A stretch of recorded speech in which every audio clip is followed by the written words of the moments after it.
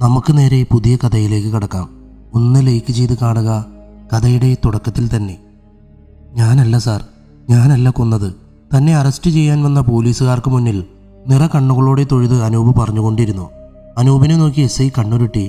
കിടന്ന് ചിലയ്ക്കാതെ ജീപ്പിൽ കയറട പൊന്ന പൂമോനെ. സ്വന്തം ഭാര്യയും 2 പിഞ്ചു പൈതങ്ങളെയും മൃഗീയമായി കൊന്നതും പോരാ, ഇന്ന് കഥാപ്രസംഗം നടത്തുന്നു. അനൂപിനെ പോലീസുകാർ ജീപ്പിലേക്ക് എടുത്തു തള്ളി. ചുറ്റിലും കൂടിയിരിക്കുന്ന നാട്ടുകാർ അക്രമാസക്തരായിരുന്നു. ചിലർ അനൂപിനെ നോക്കി കൂവി വിളിക്കുന്നുണ്ടായിരുന്നു. ചിലർ പച്ച തെറി പറയുന്നു. മറ്റു ചിലർ അവനെ അടിക്കാനൊരുങ്ങുന്നു. ഒരു വിധത്തിലാണ് പോലീസ് അവനെ ജീപ്പിൽ കയറ്റിയത്. 4 ദിവസം മുന്നെയാണ് അനൂപിന്റെ ഭാര്യ ലക്ഷ്മിയും 2 മക്കളും വീടിന്റെ ഉള്ളിൽ മൃഗീയമായി കൊല ചെയ്യപ്പെട്ട രീതിയിൽ കണ്ടെത്തിയത്. വെട്ടുകത്തികൊണ്ട് വെട്ടിയാണ് കൊലപ്പെടുത്തിയിട്ടുള്ളത്. പ്രാരംഭ അന്വേഷണത്തിൽ തന്നെ അനൂപാണ് കൊലയാളിയെന്ന് പോലീസ് കണ്ടെത്തി. കാരണം കൊലപാതകം നടന്ന അതേ ദിവസം അനൂപ് ലക്ഷ്മിയുടെയും മക്കളുടെയും സ്വർണ്ണാഭരണങ്ങൾ വിറ്റ് കാശ് കൈപ്പറ്റിയതിന്റെ തെളിവ് പോലീസിന് ലഭിച്ചിരുന്നു. അനൂപിനെ കുറിച്ച് പോലീസ് അയൽവാസികളോടും അടുത്ത ബന്ധുക്കളോടുമൊക്കെ അന്വേഷിച്ചപ്പോൾ അവരൊന്നും അത്ര നല്ല അഭിപ്രായമല്ലായിരുന്നു പറഞ്ഞത്. മദ്യപിച്ച് വീട്ടിൽ വന്ന് ഭാര്യയോടും മക്കളോടും എന്നും വഴക്കുണ്ടാക്കുന്ന അയാൾ ഒരു ബിസിനസ് ചെയ്ത് പൊളിഞ്ഞ് കടുത്ത സാമ്പത്തിക പ്രതിസന്ധിയിലൂടെയായിരുന്നു പോയിക്കൊണ്ടിരുന്നത്. ഒരുപാട് പേർക്ക് അനൂപ് കാശ് കൊടുക്കാനുണ്ടായിരുന്നു. കടക്കാർ വീട്ടിൽ വന്ന് ബഹളമുണ്ടാക്കുന്നത് പതിവായിരുന്നു. ലക്ഷ്മിയും മക്കളും കൊല്ലപ്പെട്ട അന്നും അവിടെ കാശ് ചോദിച്ചെത്തിയ ആളുകൾ അനൂപിനെ വഴക്ക് പറഞ്ഞിരുന്നു. അനൂപിനെ കുറിച്ചുള്ള വിവരങ്ങൾ ശേഖരിച്ചു പോകുന്ന വഴി കേസ് അന്വേഷിച്ചുകൊണ്ടിരുന്ന എസ് ഐ കോൺസ്റ്റബിളിനെ നോക്കി. എടോ, തൻ്റെ കടക്കാരുടെ ശല്യം വീട് വരെ എത്തിയപ്പോൾ അനൂപ് തൻ്റെ ഭാര്യയോട് നിരന്തരമായി സ്വർണം ചോദിച്ചിരിക്കാം. ഒന്ന് നിർത്തിയിട്ട് എസ് ഐ തുടർന്നു. അവർ കൊല്ലപ്പെടുന്നതിൻ്റെ മണിക്കൂറുകൾക്ക് മുന്നേ കടക്കാർ വീട്ടിൽ വന്ന് പ്രശ്നമുണ്ടാക്കിയിരുന്നു. ആ വിഷമത്തിൽ നന്നായി മദ്യപിച്ച് വീട്ടിലെത്തിയ അനൂപ് തൻ്റെ ഭാര്യയോട് സ്വർണം വീണ്ടും ആവശ്യപ്പെട്ടിരിക്കാം. അതിന് സമ്മതിക്കാതിരുന്ന അവളെ മദ്യലഹരിയിൽ പെട്ടെന്നുള്ള ദേഷ്യത്തിൽ വീട്ടിലിരിക്കുന്ന വെട്ടുകത്തിയെടുത്ത് കൊലപ്പെടുത്തിയതായിരിക്കാം. ഇതിനിടയിൽ ആ മക്കളും പെട്ടുപോയതാവാം. എസ് ഐ അനൂപിനെ പ്രതിയാക്കി FIR എഴുതി അറസ്റ്റ് ചെയ്തു. വിചാരണയ്ക്ക് ശേഷം കോടതി അനൂപിനെ ജീവപര്യന്തം തടവിലാക്കി. സാഹചര്യ തെളിവുകളെല്ലാം അനൂപിന് പ്രതികൂലമായിരുന്നു. ജയിലിൽ അവൻ കൊടിയ പീഡനത്തിന് ഇരയായി. താൻ തെറ്റൊന്നും ചെയ്തിട്ടില്ല എന്ന് അവൻ വിളിച്ചു പറയുന്നത് കേൾക്കാൻ ആരും ഉണ്ടായിരുന്നില്ല. 2 മാസങ്ങൾക്ക് ശേഷം മൈതാനത്ത് ക്രിക്കറ്റ് കളിച്ചുകൊണ്ടിരിക്കുന്ന ഒരു പറ്റം ചെറുപ്പക്കാർ. 2 ബോളിൽ ജയിക്കാൻ 6 റൺസ് വേണം. ബൗളർ വേഗത്തിൽ ഓടി വന്ന് ബൗളെറിഞ്ഞു. ബാറ്റ്സ്മാൻ ബാറ്റ് പൊക്കുന്നതിന് മുന്നേ സ്റ്റെമ്പും കൊണ്ട് ബോൾ പോയി. ബാറ്റ് ചെയ്യുന്ന ടീമിൻ്റെ മുഖത്ത് നിരാശ പടർന്നു. അടുത്ത ബാറ്റ്സ്മാൻ കയ്യിൽ ബാറ്റും പിടിച്ച് ഗ്രൗണ്ടിലേക്ക് വന്നു. ഗ്രൗണ്ടിന് ചുറ്റും കൂടി നിന്നവർ കൈയടിച്ച് ഉറക്കെ വിളിച്ചു. ഉണ്ണിയാണ് അടുത്ത ബാറ്റ്സ്മാൻ. അവൻ ഗ്രീസിൽ പോയി നിന്നു. ഒരു ബോളിൽ 6 റൺസാണ് ടാർഗറ്റ്. അവൻ ഗ്രൗണ്ട് നന്നായി വീക്ഷിച്ചു. ബൗളർ വേഗത്തിൽ ബോളും കയ്യിലേന്തി പാഞ്ഞെടുക്കുന്നത് അവൻ ശ്രദ്ധിച്ചു. ഉണ്ണിയുടെ നെറ്റിയിൽ നിന്നും വിയർപ്പ് തുള്ളി പിച്ചിലേക്ക് ഇറ്റു വീണു. കളി കാണാൻ കൂടിയിരിക്കുന്ന കുട്ടികൾ പരസ്പരം നോക്കി പറഞ്ഞു, എൻ്റെ മോനെ, ഉണ്ണിയേട്ടനാ ബാറ്റ് ചെയ്യുന്നത്. ഒരു ബോളിൽ 6 അല്ല 10 റൺസ് വേണേൽ ഉണ്ണിയേട്ടൻ അടിച്ചെടുക്കും. അജാതി ബാറ്റിംഗാണ് പുള്ളി. അവർ പറഞ്ഞു തീർന്നതും ഉണ്ണിയുടെ പിറകിൽ നിൽക്കുന്ന സ്റ്റെമ്പും കൊണ്ട് ബോൾ പോയതും ഒരുമിച്ചായിരുന്നു. ഉണ്ണി ഔട്ടായത് കണ്ടതും അതേ കുട്ടികൾ പരസ്പരം നോക്കി. ഇയാളേക്ക് ആരെ കളിക്കാനെടുത്തത്? താഴെക്കൂടെ ബോൾ പോകുമ്പോൾ മേലെ കൂടെ ബാറ്റ് വീശുന്നത്. ഉണ്ണി അവരെ നോക്കിയൊന്ന് കണ്ണുരുട്ടി ബാറ്റ് നിലത്തേക്കിട്ട് കൂട്ടുകാരുടെ അടുത്തേക്ക് നടന്നു നീങ്ങി. ഒരു കൂട്ടുകാരൻ ഉണ്ണിയുടെ ഫോൺ ഉയർത്തി കാണിച്ചു. ഉണ്ണിയേട്ടാ, കുറേ നേരമായി ഒരു ഫോൺ റിങ് ചെയ്യുന്നു. ഞാൻ പിന്നെ ഉണ്ണിയേട്ടൻ സ്വസ്ഥമായി 6 അടിച്ച് കളി ജയിപ്പിച്ചോട്ടെ എന്ന് കരുതിയാ പറയാഞ്ഞ്. അവൻ തന്നെ ആക്കിയതാണെന്ന് ഉണ്ണിക്ക് മനസ്സിലായി. ഉണ്ണി അവനെ നോക്കിയൊന്ന് കണ്ണുരുട്ടി. ആക്കല്ലേടാ മോനെ, 2-3 ബോൾ മുട്ടാൻ പറ്റിയിരുന്നതിൽ 6 അടിക്കുമായിരുന്നു. ഇത് വന്ന ഉടനെ 6 അടിക്കണമെന്നൊക്കെ പറഞ്ഞാൽ നടക്കണ കാര്യമാണോ? ഉണ്ണി അവൻ്റെ കയ്യിൽ നിന്നും തൻ്റെ മൊബൈൽ മേടിച്ചു. എന്നിട്ട് കോൾ വന്ന നമ്പറിലേക്ക് തിരിച്ചു വിളിച്ചു. ഹലോ സന്ദീപേ, പറയടാ. ഞാനൊരു മാച്ചിലായിരുന്നു, അതാ കോൾ എടുക്കാഞ്ഞ്. അപ്പുറത്ത് സന്ദീപിൻ്റെ പൊട്ടിച്ചിരി.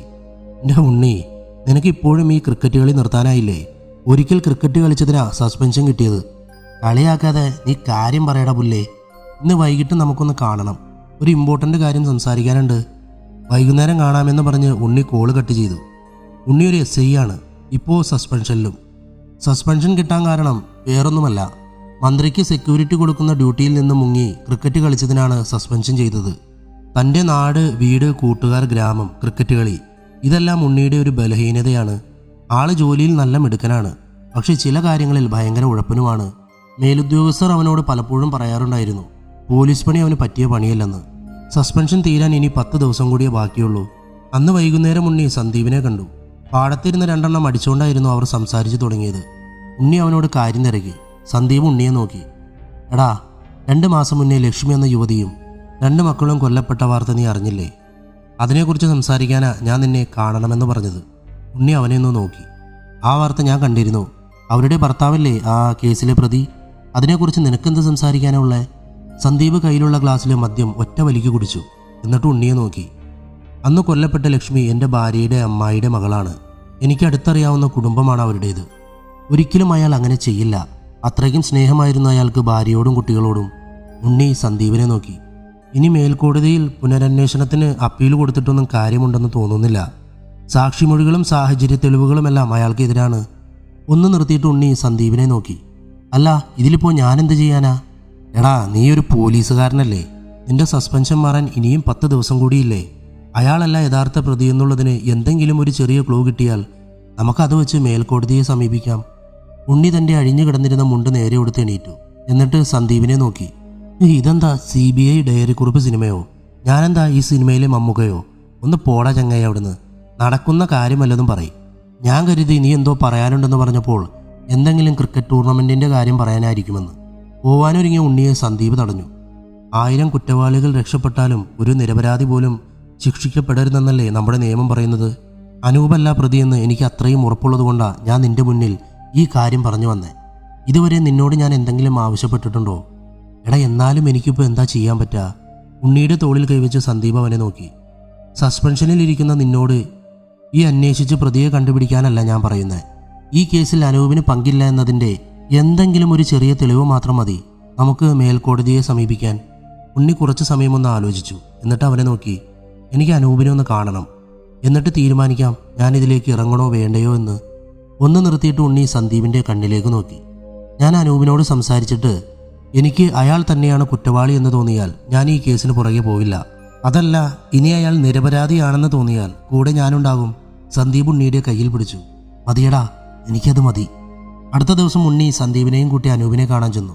ജയിൽ സൂപ്രണ്ട് അവർക്ക് സന്ദർശിക്കാനുള്ള അനുവാദം നൽകി. അനൂപ് അവരുടെ അടുത്തേക്ക് വന്നു. ഉണ്ണി അനൂപിനെ അടിമുടിയൊന്ന് നോക്കി. അലസമായി പാറിക്കളിക്കുന്ന മുടിയും കട്ടത്താടിയും വെച്ച സുമുഖനായ ഒരു ചെറുപ്പക്കാരൻ. ഉണ്ണി അനൂപിനെ നോക്കി. നിങ്ങൾ എന്തിനാണ് ഭാര്യയെയും 2 പിഞ്ച് പൈതങ്ങളെയും കൊന്നത്? എങ്ങനെ മനസ്സ് വന്നു നിങ്ങൾക്കതിന്? ഉണ്ണി ചോദിച്ചു കഴിഞ്ഞതും അനൂപിൻ്റെ കണ്ണുകൾ നിറഞ്ഞൊഴുകിയതും ഒരുമിച്ചായിരുന്നു. തൻ്റെ ഷർട്ടിൻ്റെ അറ്റം കൊണ്ട് കണ്ണുനീർ തടഞ്ഞു നിർത്താൻ അയാൾ പാടുപെടുന്നത് ഉണ്ണി ശ്രദ്ധിച്ചു. ഉണ്ണി അയാളുടെ കൈകൾ പതുക്കെ പിടിച്ചു മാറ്റി. കണ്ണിലേക്ക് നോക്കി. കുറ്റബോധം തോന്നുന്നുണ്ടോ അനൂപിന്? മദ്യലഹരിയിൽ പെട്ടെന്നുള്ള ദേഷ്യത്തിൽ ചെയ്ത തെറ്റിന് നഷ്ടബോധം തിരിച്ചറിയാൻ സാധിക്കുന്നുണ്ടോ അനൂപിന്? ഒന്ന് നിർത്തിയിട്ട് ഉണ്ണി തുടർന്നു. ചെയ്തതെല്ലാം മഹാപാപമായി തോന്നുന്നില്ലേ നിനക്ക്? തൻ്റെ ഭാര്യയെയും മക്കളെയും അടക്കം ചെയ്തെടുത്തു പോയി ചെയ്ത തെറ്റെല്ലാം ഏറ്റുപറഞ്ഞ് അലറിക്കരയാൻ തോന്നുന്നില്ലേ അനൂപിന്? ഒരു ഭ്രാന്തനെ പോലെ. അനൂപിൻ്റെ മുഖം ചുവന്നു. കവിളുകൾ വിറച്ചു. അവൻ ഉണ്ണിയുടെ കണ്ണിലേക്ക് നോക്കി. നിർത്തടാ, ഇനി ഞാനാണ് എൻ്റെ പെണ്ണിനെയും മക്കളെയും കൊന്നതെന്ന് നിന്റെ വായ കൊണ്ട് പറഞ്ഞാൽ കൊല്ലും ഞാൻ. അനൂപ് കുറച്ചു സമയം നിശബ്ദനായി. അയാൾ ഒരു കൊച്ചുകുട്ടിയെപ്പോലെ പൊട്ടിക്കരഞ്ഞു. ഞാനല്ല അവരെ കൊന്നത്. അവരെനിക്ക് അങ്ങനെ ചിന്തിക്കാൻ പറ്റില്ല. അത്രയ്ക്ക് ഇഷ്ടമായിരുന്നു എനിക്കെൻ്റെ പെണ്ണിനെയും കുട്ടികളെയും. എൻ്റെ ജീവനായിരുന്നു അവർ. ഉണ്ണി അനൂപിനെ നോക്കി പുഞ്ചിരിച്ചു. പിന്നെ എന്തിനാണോ തന്നെ ജീവപര്യന്തം കോടതി ശിക്ഷിച്ചത്? തെളിവുകളും സാക്ഷിമൊഴികളുമെല്ലാം തനിക്ക് എതിരാണല്ലോ അനൂപേ. അനൂപ് ഉണ്ണിയെ നോക്കി. അവളുടെയും മക്കളുടെയും സ്വർണം വിറ്റ് കടങ്ങളെല്ലാം തീർക്കാൻ എന്നോട് ഇങ്ങോട്ട് ആവശ്യപ്പെട്ടത് എൻ്റെ ഭാര്യ തന്നെയാണ് സാറേ. സ്വർണം വിൽക്കണ്ട, കടങ്ങളൊക്കെ ഞാൻ അധ്വാനിച്ച് വീട്ടിക്കോളാമെന്ന് ഞാൻ പറഞ്ഞിട്ടും സ്നേഹത്തോടെ സാരില്ല, എൻ്റെ ചേട്ടൻ്റെ കയ്യിൽ കാശ് വരുമ്പോൾ എനിക്കും മക്കൾക്കും സ്വർണം മേടിച്ച് തന്നാൽ മതിയെന്ന് പറഞ്ഞ് എൻ്റെ കയ്യിൽ അവളുടെയും മക്കളുടെയും സ്വർണം ഊരി തന്നതും അവളാണ് സാറേ. ഒന്ന് നിർത്തിയിട്ട് അനൂപ് ഉണ്ണിയുടെ കണ്ണിലേക്ക് ദയനീയമായി നോക്കി. പിന്നെ എന്തിനാണ് സാറേ ഞാൻ അവളെയും മക്കളെയും കൊല്ലുന്നത്? ഉണ്ണി അനൂപിനെ നോക്കി. ഈ കാര്യങ്ങളൊക്കെ താൻ ഈ കേസ് അന്വേഷിച്ച പോലീസുകാരോട് പറഞ്ഞിരുന്നോ? FIRൽ എഴുതിയിരിക്കുന്നത് താനെന്നും കള്ളം കുടിച്ചുകൊണ്ട് വന്ന് ഭാര്യയെയും മക്കളെയും ഉപദ്രവിക്കാറുണ്ടെന്നാണല്ലോ. എല്ലാം പറഞ്ഞിരുന്നു സാറേ. പക്ഷേ ഞാൻ പറയുന്നതൊന്നും കേൾക്കാൻ താല്പര്യമില്ലാത്തതുപോലെയാണ് പെരുമാറിയത്. ഒന്ന് നിർത്തിയിട്ട് അനൂപ് തുടർന്നു. ഞാൻ വല്ലപ്പോഴും 2 എണ്ണം അടിക്കാറുണ്ട്. ഞാൻ കുടിക്കുന്നത് ഭാര്യയ്ക്ക് ഇഷ്ടമല്ല. ഞാൻ കുടിച്ചു വന്നാൽ അവൾ എന്നോട് നന്നായി ദേഷ്യപ്പെടാറുണ്ടായിരുന്നു. അവൾ സംസാരം നിർത്തിയില്ലെങ്കിൽ ഞാൻ ഉച്ചത്തിൽ ദേഷ്യപ്പെടാറുണ്ട്. അത് പക്ഷേ അവളുടെ ദേഷ്യം നിർത്താൻ വേണ്ടി മാത്രമായിരുന്നു. എൻ്റെ ശബ്ദം മുങ്ങിയാൽ പിന്നെ അവൾ മിണ്ടില്ല. അല്ലാതെ ഞാൻ നിരന്തരം മദ്യപാനിയൊന്നുമല്ല സാറേ. ഞാനൊന്ന് നുള്ളിപ്പോലും നോവിച്ചിട്ടില്ല അവൾ മരിക്കുവോളം. കുറച്ചു സമയം ഒന്നും മിണ്ടാതെ നിന്നിട്ട് ഉണ്ണി അനൂപിനെ നോക്കി. അന്ന് സംഭവിച്ചത് ഒന്ന് പറഞ്ഞേ. അതായത് അനൂപിൻ്റെ ഭാര്യയും മക്കളും കൊല്ലപ്പെട്ട അന്ന് നിങ്ങൾക്കിടയിൽ ഉണ്ടായ കാര്യങ്ങൾ. അനൂപ് ഉണ്ണിയുടെ കണ്ണിലേക്ക് നോക്കി പറഞ്ഞു തുടങ്ങി. സംഭവം നടക്കുന്നതിൻ്റെ തലേ ദിവസം രാത്രി അനൂപ് മദ്യപിച്ചായിരുന്നു വീട്ടിലെത്തിയത്. അന്ന് അതിൻ്റെ പേരിൽ ഭാര്യ അനൂപിനോട് വഴക്കുണ്ടാക്കിയിരുന്നു. കാശ് കൊടുക്കാനുള്ളവരുടെ ഫോണിലേക്കുള്ള വിളിയും വീട്ടിൽ വന്നുള്ള തെറിപറച്ചിലുമെല്ലാം കാരണം അതൊക്കെ കുറച്ച് സമയത്തേക്ക് മറക്കാനാണ് അവൻ കുടിച്ചത്. വഴക്കൊക്കെ കഴിഞ്ഞ് അന്ന് രാത്രി കുട്ടികളോടൊപ്പമാണ് അവൻ ഉറങ്ങിയത്. കുട്ടികൾക്ക് അച്ഛനെന്ന് വെച്ചാൽ ജീവനായിരുന്നു. പിറ്റേ ദിവസം നേരം വെളുക്കുമ്പോൾ തന്നെ പലിശക്കാരൻ വർഗീസ് വീട്ടിൽ വന്ന് അവനെ നല്ലോണം വഴക്ക് പറഞ്ഞു. സ്വന്തം മക്കളുടെ മുന്നിലിട്ട് അവനെ വർഗീസ് മുഖത്തടിച്ചു. തൻ്റെ 2 പെൺകുട്ടികളെയും ചേർത്ത് പിടിച്ച് അവൻ നിസ്സഹായനായി നിന്നു. അയൽവാസികൾ അവനെ നോക്കി പരിഹസിച്ചു. നല്ല രീതിയിൽ ജീവിച്ചവരായിരുന്നു അനൂപും കുടുംബവും. എല്ലാ ബിസിനസ്സും നല്ല രീതിയിൽ പോയിക്കൊണ്ടിരിക്കുമ്പോഴാണ് പുതുതായി ഒരു ബിസിനസ് അവൻ ആരംഭിച്ചത്. വലിയ ഇൻവെസ്റ്റ്മെൻറ്റ് വേണമായിരുന്നു അതിന്. കയ്യിലുള്ള കാശും പിന്നെ വസ്തുവുമെല്ലാം പണയം വെച്ച് അവൻ ബിസിനസ് തുടങ്ങി. കുറച്ചുകൂടെ കാശ് ആവശ്യം വന്നപ്പോൾ അവൻ നാട്ടിലെ കൊള്ളപ്പലിശക്കാരുടെ കയ്യിൽ നിന്ന് കാശ് പലിശക്കെടുത്ത് ബിസിനസ് ആരംഭിച്ചു. പക്ഷേ വിചാരിച്ച പോലെ ബിസിനസ് വിജയിച്ചില്ല. ആ ഒരൊറ്റ ബിസിനസ് കാരണം അവൻ്റെ കയ്യിലുള്ളതെല്ലാം നഷ്ടമായി. അതുവരെ നല്ല രീതിയിൽ ജീവിച്ചിരുന്ന അവൻ കടക്കാരനായി മാറി. കാശുള്ളപ്പോൾ ബഹുമാനത്തോടെ നോക്കിയിരുന്ന കുടുംബക്കാരും അയൽവാസികളും അവരെ പുച്ഛത്തോടെ നോക്കി പരിഹസിക്കാൻ തുടങ്ങി. എല്ലാവരുടെയും മുന്നിൽ ഇനി ഇങ്ങനെ നാണം കെടണ്ട എന്ന് പറഞ്ഞ് തൻ്റെ താലിമാല അടക്കം ഊരിക്കൊടുത്ത് അവൾ അനൂപിനോട് പലിശക്കാരുടെ കടങ്ങൾ തീർക്കാൻ ആവശ്യപ്പെട്ടു. ആദ്യമൊന്നും മടിച്ചെങ്കിലും ഭാര്യയുടെ നിർബന്ധത്തിന് വഴങ്ങി അവൻ സ്വർണം വിൽക്കാൻ തയ്യാറായി. സ്വർണം വിറ്റ് കിട്ടിയ കാശുകൊണ്ട് പലിശക്കാരുടെ കടങ്ങളെല്ലാം തീർത്ത് 2 അടിച്ച് സന്തോഷത്തോടെ വീട്ടിലേക്ക് വന്നപ്പോൾ കണ്ട കാഴ്ച തൻ്റെ ഭാര്യയും 4-6 വയസ്സായ പെൺകുട്ടികളും പൂർണ്ണ നഗ്നരായി ചോരയിൽ കുളിച്ച് മരിച്ചു കിടക്കുന്നതാണ്. അനൂപ് പൊട്ടിക്കരഞ്ഞു. ഉണ്ണി അവൻ്റെ കയ്യിൽ പിടിച്ച് ആശ്വസിപ്പിക്കാൻ ശ്രമിച്ചു. അപ്പോഴേക്കും ജയിൽ വാർഡൻ ലാത്തികൊണ്ട് ജയിൽ കമ്പിയിലടിച്ചു. നിങ്ങൾ അനുവദിച്ച സമയം കഴിഞ്ഞിരിക്കുന്നു. ഉണ്ണിയെ നോക്കി അനൂപ് തൊഴുകൈകളോടെ അകത്തേക്ക് പോയി. ഉണ്ണിയും സന്ദീപും പുറത്തേക്ക് നടന്നു. തിരിച്ചുള്ള യാത്രയിൽ സന്ദീപ് ഉണ്ണിയെ നോക്കി. ഉണ്ണി, നിനക്ക് എന്ത് തോന്നുന്നു? അനൂപിനോട് സംസാരിച്ചിട്ട് ഉണ്ണി സന്ദീപിനെ നോക്കി. അയാൾ പറയുന്നതൊക്കെ ശരിയാണ്, പക്ഷെ എനിക്കതിൽ എന്തെങ്കിലും ചെയ്യാൻ പറ്റുമെന്ന് തോന്നുന്നില്ല. ഒന്ന് നിർത്തിയിട്ട് ഉണ്ണി തുടർന്നു. സന്ദീപേ, നമുക്കിത് വിടാം. കാരണം നമുക്ക് പിടിച്ചു കയറാൻ ഒരു കച്ചിത്തുരുമ്പ് പോലും ഈ കേസിൽ ഇനി അവശേഷിക്കുന്നില്ല. വെറുതെ ഈ കേസിൻ്റെ പിറകെ പോയിട്ട് ഒരു കാര്യമില്ല. സന്ദീപ് ഇത് കേട്ടൊന്നും മൂളി. അവർ നാട്ടിലേക്കുള്ള യാത്ര തുടർന്നു. സന്ദീപിന് നല്ല വിഷമം വന്നെങ്കിലും അവനത് പുറത്ത് കാണിച്ചില്ല. വീട്ടിലെത്തി 2 പേരും യാത്ര പറഞ്ഞു പിരിഞ്ഞു. 2 ദിവസം കഴിഞ്ഞ് രാത്രി ഒരു 1:15 സന്ദീപിൻ്റെ മൊബൈൽ ശബ്ദിച്ചു. മൊബൈലെടുത്ത് നോക്കിയപ്പോൾ ഉണ്ണിയായിരുന്നു കോളിൽ. സന്ദീപേ, ഞാൻ ആ കൊലക്കേസിൻ്റെ FIRൻ്റെ കോപ്പി വീണ്ടും വായിച്ചു. അതിൽ അനൂപ് നമ്മളോട് പറഞ്ഞ പല കാര്യങ്ങളുമില്ല. എന്നാൽ അയാളത് പോലീസിനോട് പറഞ്ഞിട്ടുമുണ്ട്. ഒന്ന് നിർത്തിയിട്ട് ഉണ്ണി തുടർന്നു. നമ്മളോട് അനൂപ് പറഞ്ഞത് പലിശക്കാരുടെ കടങ്ങൾ തീർത്തിട്ട് വീട്ടിലെത്തിയപ്പോൾ പൂർണ്ണ നഗ്നരായി കിടക്കുന്ന ഭാര്യയെയും മക്കളെയും കണ്ടു എന്നല്ലേ? പക്ഷേ FIRൽ അതില്ല. വെട്ടേറ്റ ഡെഡ് ബോഡികൾ വസ്ത്രങ്ങൾ അണിഞ്ഞുകൊണ്ട് കിടക്കുന്നു എന്നാണ് FIRൽ. ഇതിൽ നിന്നും ഒരു കാര്യം വ്യക്തമാണ്. അനൂപിനെ ആരോ പ്ലാൻ ചെയ്ത് കുടുക്കിയതാണ്. എൻ്റെ ഊഹം ശരിയാണെങ്കിൽ അനൂപിൻ്റെ ഭാര്യയെയും പിഞ്ചുമക്കളെയും ആരോ ക്രൂരമായി ബലാത്സംഗം ചെയ്ത് കൊന്നതാണ്. ഉണ്ണി, നിനക്കിനി ഇടപെട്ടൂടേടാ. ഉണ്ണി ഒന്ന് പുഞ്ചിരിച്ചു. ഇനി ഇടപെടലല്ല, ഈ താന്തോന്നി പോലീസിൻ്റെ അഴിഞ്ഞാട്ടമാണ്. സന്ദീപേ, ഞാൻ ഈ കേസിൻ്റെ അടിവേര് കിട്ടിയിട്ടേ ഇനി പിന്മാറൂ. ഉണ്ണി ഫോൺ കട്ട് ചെയ്ത് തൻ്റെ അടുത്ത സുഹൃത്തായ സുപ്രീം കോടതി അഡ്വക്കേറ്റ് ഹരിയെ വിളിച്ച് ഈ കേസിനെ കുറിച്ച് വിശദമായി സംസാരിച്ചു. ഉണ്ണിയുടെ ആവശ്യപ്രകാരം ഹരി അനൂപിൻ്റെ വിധിക്കെതിരെ സുപ്രീം കോടതിയിൽ അപ്പീൽ കൊടുത്തു. പോലീസ് എഴുതിയ കുറ്റപത്രത്തിൽ ദുരൂഹതകൾ കോടതിയുടെ ശ്രദ്ധയിൽപ്പെടുത്തി അനൂപിന് വേണ്ടി ഹരി ശക്തമായി വാദിച്ചു. ഒടുവിൽ അനൂപിൻ്റെ ശിക്ഷ മരവിപ്പിക്കാനും കേസ് ഉണ്ണിയെക്കൊണ്ട് പുനരന്വേഷിപ്പിക്കാനും കോടതി ഉത്തരവായി. പുഞ്ചിരിച്ച മുഖത്തോടെ ഹരി ഉണ്ണിയെ കെട്ടിപ്പിടിച്ചു. ഉണ്ണി, നീ എന്നെ ഏൽപ്പിച്ച കാര്യം ഞാൻ ഭംഗിയായി നിർവഹിച്ചു. ഇനിയെല്ലാം നിന്റെ കയ്യിലാണ്. ഒന്ന് നിർത്തിയിട്ട് ഹരി ഉണ്ണിയെ തറപ്പിച്ചു നോക്കി. നിന്നെക്കൊണ്ട് ഈ കേസ് അന്വേഷിപ്പിക്കാൻ കോടതിക്ക് തീരെ താല്പര്യമില്ലാട്ടോ. ഒന്നാമത്തെ കാര്യം, നീ ഇപ്പോൾ സസ്പെൻഷനിലാണ്. ഹരി പറഞ്ഞ് പൂർത്തിയാക്കും മുന്നേ ഉണ്ണി ഇടയിൽ കയറി പറഞ്ഞു. എൻ്റെ ഹരി, സസ്പെൻഷൻ മറ്റന്നാൾ തീരും. അതിനടുത്ത ദിവസം ഞാൻ വീണ്ടും കാക്കിയിട്ട് ജോയിൻ ചെയ്യും.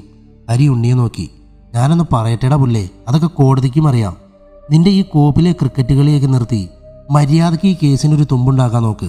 ഇല്ലെങ്കിൽ നീ മാത്രമല്ല, ഞാനും നാറും. നിന്റെ ക്രിക്കറ്റ് ഭ്രാന്തൊക്കെ കോടതിക്ക് അറിയാം. ഉണ്ണി ഹരിയെ നോക്കി കണ്ണിറുകി പുഞ്ചിരിച്ചു. എന്തായാലും ഈ കേസിൻ്റെ പേരിൽ നീ നാറില്ല. അത് കേട്ട് ഹരിയുടെ മുഖത്തൊരു പുച്ഛഭാവം വന്നു. ഉവ്വ. 2 പേരും പൊട്ടിച്ചിരിച്ചു. ഹരിയെ കാറിൽ കയറ്റി ഉണ്ണി യാത്രയാക്കി. 3 ദിവസങ്ങൾക്ക് ശേഷം സസ്പെൻഷൻ മാറി ഉണ്ണി വീണ്ടും SI ആയി ജോയിൻ ചെയ്തു. അന്ന് തന്നെയായിരുന്നു ജാമ്യം കിട്ടിയ അനൂപ് പുറത്തിറങ്ങിയതും. പുറത്തിറങ്ങിയ ഉടൻ അനൂപ് കാണാൻ പോയത് ഉണ്ണിയെ ആയിരുന്നു. ഉണ്ണിയെ കണ്ടതും അനൂപ് കാലിൽ വീഴാൻ ശ്രമിച്ചു. പക്ഷേ ഉണ്ണി അത് തടഞ്ഞു. ഉണ്ണിയെ നോക്കി കൈകൾ കൂപ്പി അയാൾ പൊട്ടിക്കരഞ്ഞു. ഉണ്ണി അയാളെ ആശ്വസിപ്പിക്കാൻ ശ്രമിച്ചു. അനൂപേ, ഇതുവരെ നടന്നതൊക്കെ വിധിയായി സമാധാനിക്കുക. ഒന്ന് നിർത്തിയിട്ട് തൻ്റെ തൊപ്പി നേരെ വെച്ച് ഉണ്ണി അനൂപിൻ്റെ കണ്ണിലേക്ക് നോക്കി. പക്ഷെ ഇനി അങ്ങനെ നടക്കാൻ പോകുന്നത്, അങ്ങനെ വിധിയെ പഴിചാരി ഒരുത്തനെയും രക്ഷപ്പെടാൻ അനുവദിക്കില്ല ഞാൻ. എല്ലാത്തിനെയും മുട്ടിലിഴയിക്കും, ഇല്ലേൽ പേപ്പട്ടിയെ കൊല്ലുന്ന പോലെ തല്ലിക്കൊല്ലും ഞാൻ, ഒരു മനസാക്ഷിയുമില്ലാതെ. ഉണ്ണിയുടെ അടുത്ത് നിന്നും ഇറങ്ങുമ്പോൾ അനൂപിന് വല്ലാത്തൊരു ആത്മവിശ്വാസവും ധൈര്യവും അനുഭവപ്പെട്ടു. ഉണ്ണിയുടെ കൈകളിൽ താൻ ജീവന തുല്യം സ്നേഹിച്ച ഭാര്യയെയും പിഞ്ചുമക്കളെയും പിച്ചി ചീന്തി കൊലപ്പെടുത്തിയ കേസിന്റെ ഫയൽ ഭദ്രമാണെന്ന് അനൂപിന് മനസ്സിലായി. ഈ കേസന്വേഷണത്തിന് ഉണ്ണിയെ സഹായിക്കാൻ 2 പേര് കൂടി കൂടെയുണ്ടായിരുന്നു. ASI റഹീമും ഹെഡ് കോൺസ്റ്റബിൾ രാജീവും. ഉണ്ണി അവരോട് കേസിനെ കുറിച്ച് വിശദമായി സംസാരിച്ചു. അപ്പോൾ റഹീമിനൊരു സംശയം. ഈ കേസിന്റെ അന്വേഷണം നമ്മൾ ആരിൽ നിന്നും തുടങ്ങും സാർ? പലിശക്കാരൻ വർഗീസ്.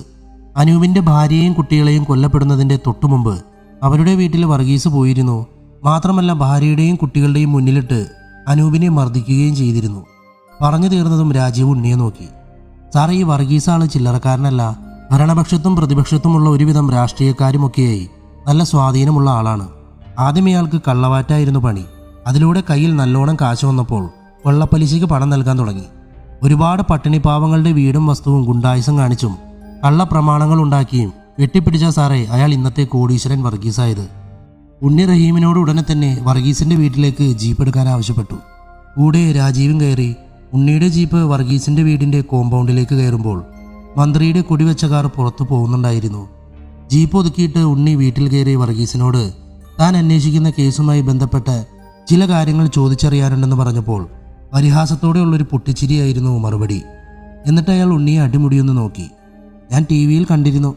ആ തള്ളയും മക്കളും ചത്ത കേസ് വീണ്ടും അന്വേഷിക്കാൻ പോവാണെന്ന്. ആ കേസ് അന്വേഷിക്കുന്നത് നിന്നെപ്പോലെ ക്രിക്കറ്റ് കളിക്കാൻ പോയി സസ്പെൻഷൻ വാങ്ങിയ ഒരുത്തനാണെന്നറിഞ്ഞപ്പോൾ ഞാൻ ചിരിച്ച് തലകുത്തി മറിയുകയായിരുന്നു ഇവിടെ. ഒന്ന് നിർത്തിയിട്ട് അയാൾ പരിഹാസത്തോടെ വീണ്ടും ഉണ്ണിയെ നോക്കി. അതിനേക്കാൾ വലിയ തമാശ എന്താണെന്ന് വെച്ചാൽ എൻ്റെ വീട്ടിലേക്ക് IG റാങ്കിൽ കുറഞ്ഞൊരു പോലീസുകാരനെ ഞാൻ കയറ്റാറില്ല. നിന്നെപ്പോലെയുള്ള പോലീസുകാരെയൊക്കെ ഞാൻ പുറത്തു നിർത്താനാണ് പതിവ്. ഞാൻ എൻ്റെ പട്ടികൾക്ക് ബിസ്ക്കറ്റ് ഇട്ട് കൊടുക്കാറുള്ള പോലെ വല്ലപ്പോഴും നിന്നെപ്പോലെയുള്ള പോലീസുകാർക്ക് നക്കാൻ നക്കാപ്പിച്ചയായി വല്ലതും കൊടുക്കാറുണ്ട്. അത് വാങ്ങാനാണ് നീ വന്നതെങ്കിൽ ഈ സുരേഷ് ഗോപി കളിയൊക്കെ നിർത്തി പുറത്തിറങ്ങി നിൽക്ക്. ഞാൻ വേലക്കാരിയുടെ കയ്യിൽ കൊടുത്തുവിടാം. ഉണ്ണിയുടെ കൈകൾ മുറുകുന്നുണ്ടായിരുന്നു. പക്ഷേ തൻ്റെ കണ്ണുകളടച്ച് അവൻ സ്വയം നിയന്ത്രിച്ചു. മിസ്റ്റർ വർഗീസ്, എൻ്റെ ചോദ്യങ്ങൾക്കുള്ള ഉത്തരം തന്നാൽ ഞാൻ ഇവിടുന്ന് പോവാം. ഉണ്ണി പറഞ്ഞു തീർന്നതും അയാൾ ഉണ്ണിക്ക് നേരെ അലറിയതും ഒരുമിച്ചായിരുന്നു. ഉന്നാര മോനെ, എന്നെ ചോദ്യം ചെയ്യാൻ മാത്രം നിന്നെപ്പോലെയുള്ളൊരു പീറ പോലീസുകാരൻ വളർന്നു. നിന്റെയൊക്കെ ഏമാന്മാരും ഈ നാട് ഭരിക്കുന്ന മന്ത്രിമാരും ഈ വർഗീസിന്റെ മുന്നിൽ മുട്ടിടിച്ചേ നിൽക്കാറുള്ളൂ. അപ്പോഴാണ് അവൻ്റെ ഒരു കേസ് അന്വേഷണം.